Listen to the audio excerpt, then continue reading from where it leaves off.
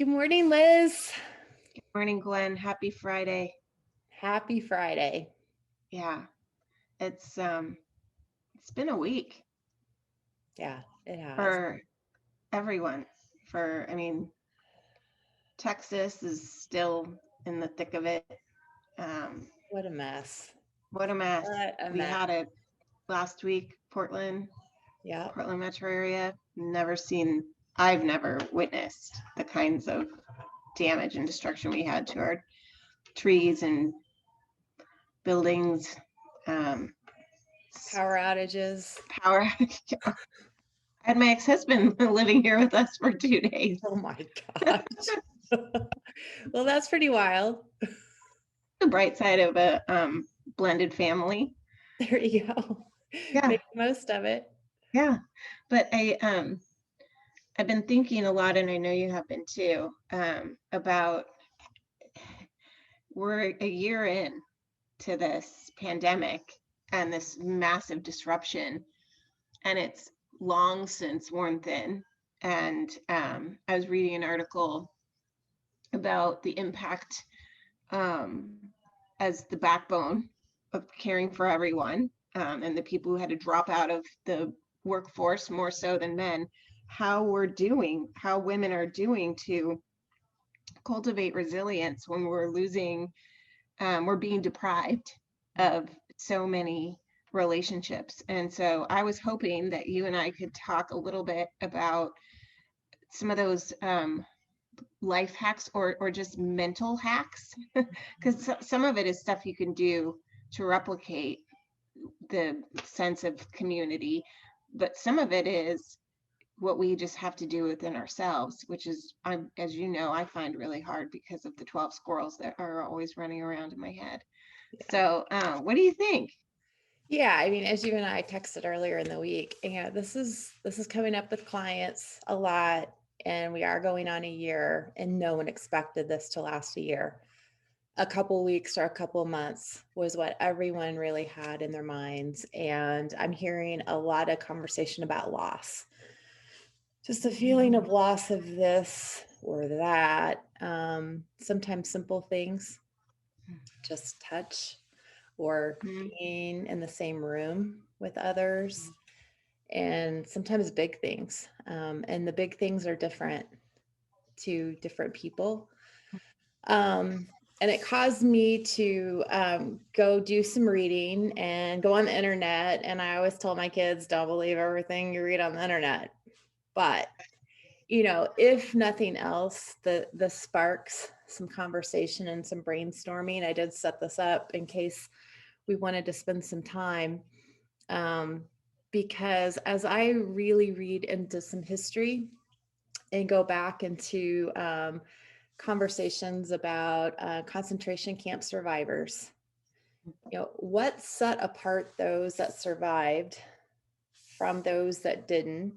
And I know it's super complex, but what I'm trying to pick up are what are those things that individuals did mentally for themselves, whether they recognize that or not at the time, that we can take away and play with a little bit to see if these ideas can lead to something more modern day. And so, an example is our stories out there about concentration camp survivors. One in particular, a story of a group of about 30 people. And in that group of 30, there was one who decided, for whatever reason, to count the number of chews of food and water very intentionally as he ate, because you can imagine there was very little to eat or drink. And he shared that with the rest of the group that he was going to start counting that and to be very intentional about each chew. And he had many of them say he was crazy, but two others decided to join him. And of the 30 that survived the concentration camp, it was only three, and it was those three. And so there's information about, well, maybe chewing that many times, and they ultimately got to the point where they would chew over 100 times each bite and actually make that chewing motion even with the water. A lot of information or thought that it's about physical, about the nutrients, about the breakdown in the body, and it very well could be. Um, Hmm. and I just was wondering, was it at least in part also the mental hacking of your Mhm. mind to have yourself be chewing many times through the day, many more than any of the others that were in that camp. And did it make your brain believe that they had more food and more water than what they actually did physically intake?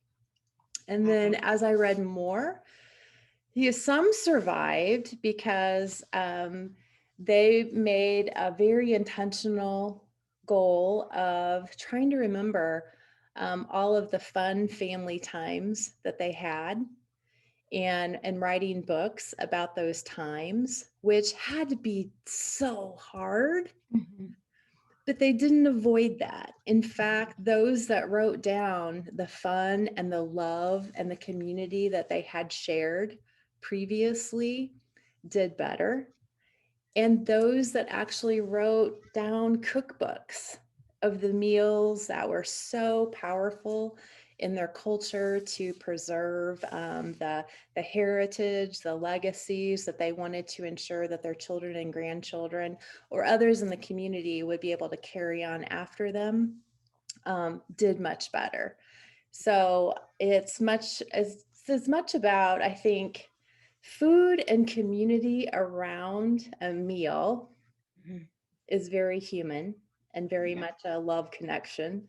But also, I'm sure they got angry, but not focusing only on the anger about what they didn't have, but regarding and really getting into detail about those loving memories of community or whatever made them feel whole and healthy, and writing them down and reflecting on them and talking to others in the camp about That's them. it's what's resonating to me about what you're describing is that a concentration camp is the epitome of deprivation in every on every level of existence, right? And that the resilience stemmed from ritual, from preserving the spiritual, emotional, and even the physical sustenance rituals, and Hmm. that sounds like that's what sustained them. And it's hard to compare, um, it's hard to compare what we're going through to being in a concentration camp, um, um, and at the same time I feel like there's some lesson that we can take, right? Hmm. I'm thinking about how sick of each other my family is, um, and we're struggling to even have the most basic motivation to um, to interact. Everyone's on their phones all the time. Everyone's surly all the time. And actually, if I'm being honest, I'm finding myself retreating within, and I'm having a hard time fighting against that. And so um, I've come up with some hacks, to your point, Okay. and they don't it's not the same. It can't replace the sense of community entirely, but um, I've started a book club that, as you know, and we part of trying not to make things worse for ourselves is not pressuring ourselves to have done any amount of reading. We meet every 2 weeks, and it's like you just show up. You show up if you can.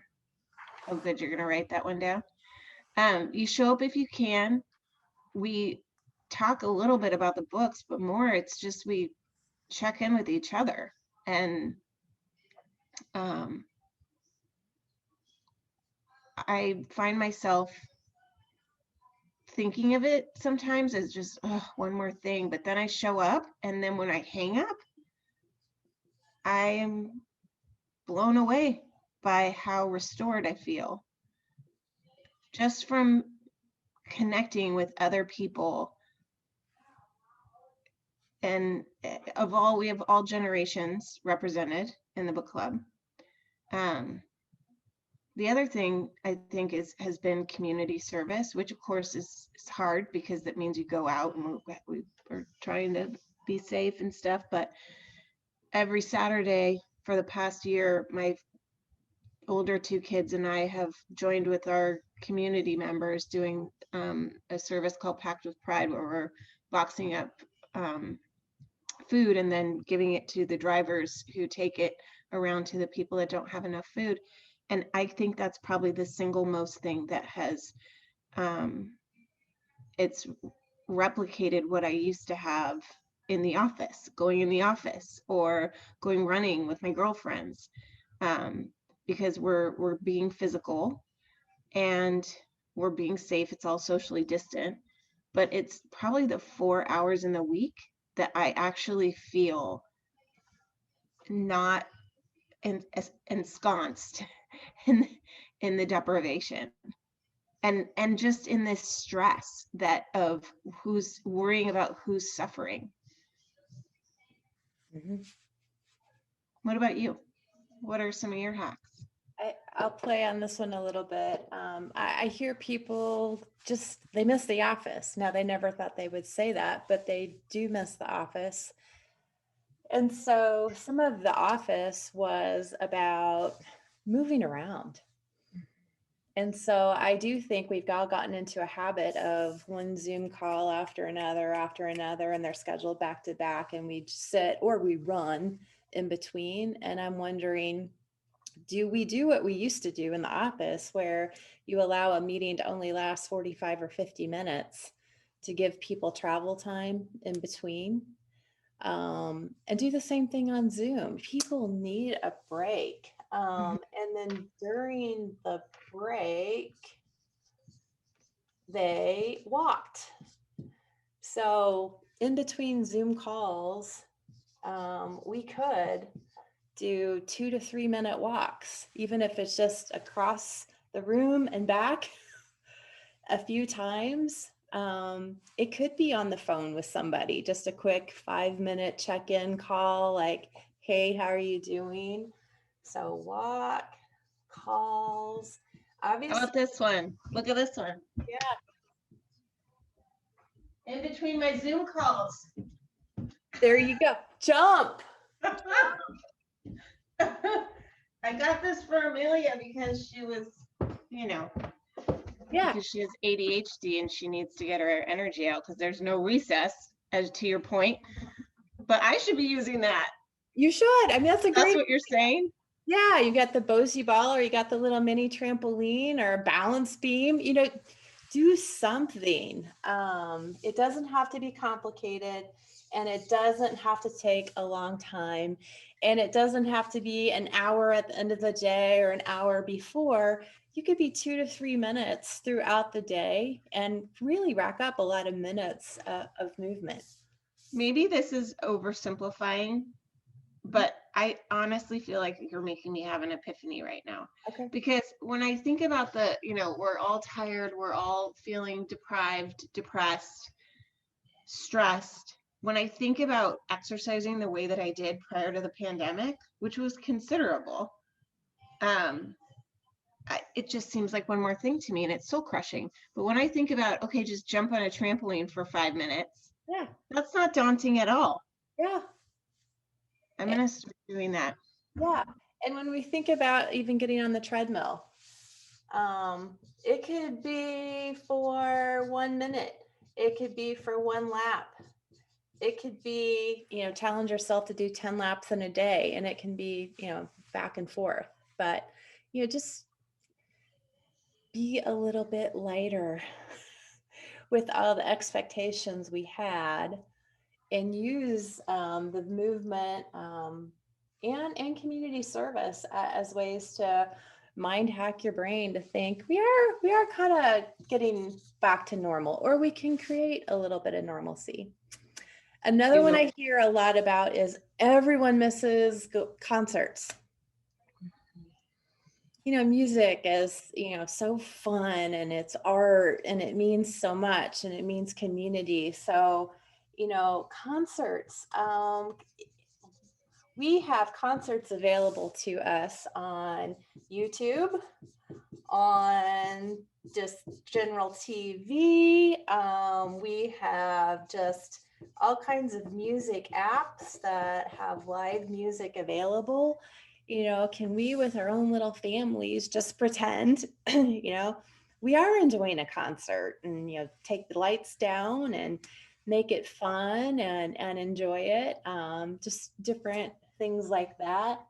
I that's a really, that you just hit the nail on the head for me, that um there are bands that are doing they're live streaming now. In fact, Yeah. a friend of mine from college is in a band called Rogue Wave, and he hosted it. It was like $5, and he had a playlist, but he was also taking requests Mhm.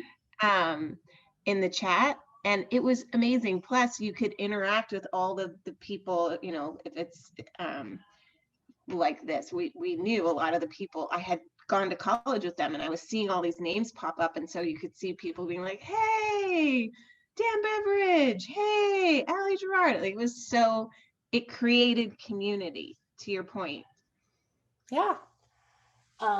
This is one that I'm always surprised comes up, but we live in a world where we have not only computers, but we have laptops, we have iPads, we have phones. So we can take these Zoom calls wherever we want to. And yet I see so many people sitting at the same desk with their headphones on and all their contraptions, and they feel like they're chained to the desk. And then they wonder why they're feeling chained to the desk. Again, That book. when you were at work, you were moving around. Mhm. You might move from office to office, you might move from meeting room to meeting room, you might move from building to building. Is there any reason why we can't port in different areas of our homes just to mix it up a little bit? Millie could teach people about that. She likes to attend school from under the dining room There table, you go. behind the couch, under her bed one time. Mhm. So yeah, people need to take a page from a second grader. Yeah, yeah. I think a lot of us believe we should have our main office Mhm. in a place, in a chair, or even if the desk is a stand up, at that desk. And who says? Who says? Figure out the new places. A lot of people this time of year, it is so hard, even besides this horrible winter, without the sunlight, just the gray. Mhm. So sun lamps. There are alarms that actually go off by the light shining brighter and brighter and brighter as it gets close to time. So sun alarms.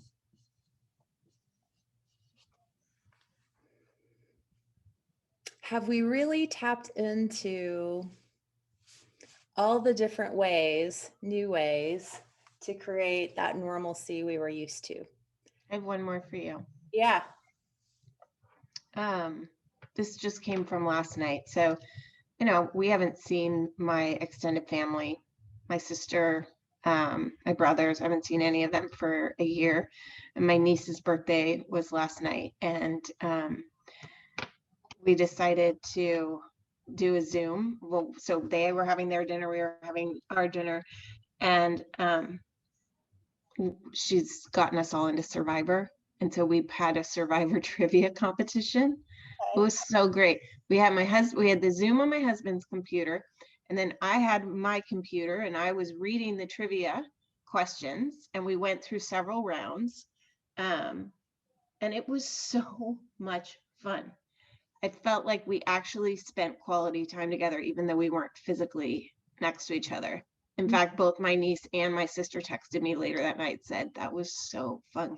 Can we do that again?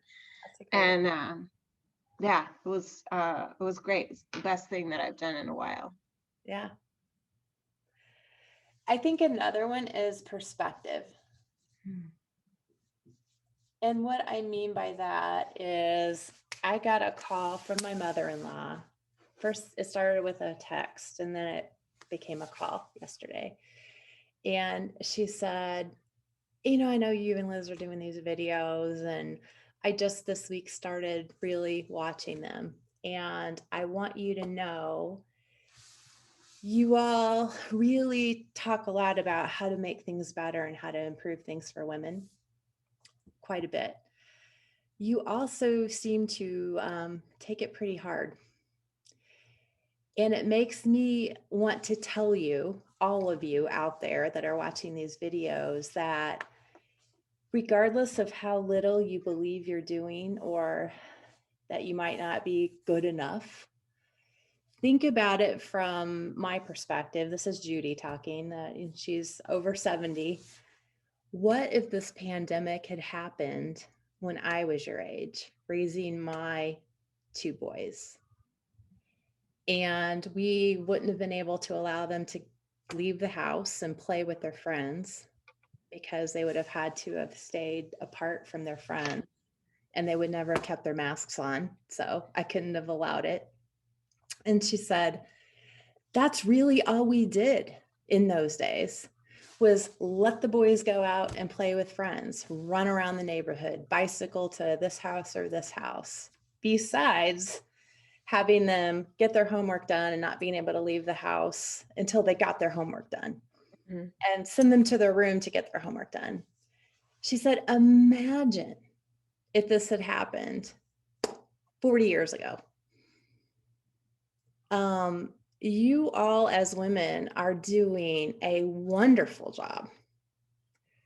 You have technology, you have a new way of being a mother, and we can get into that another time, which is about how do you work with your kids and work with them individually to be sure they're doing the very best that they can do, but also putting some of this responsibility on your kids and not assuming that you as the mom have to absolutely figure this out 100%. Yeah, that's good. Um, I've I've started making my kids do chores. For a while I stopped once they were doing school again. And then it to Judy's point, then it just piles even more on us. And then it makes me more resentful and more bitter. And even though I guess what I've realized is that yes, they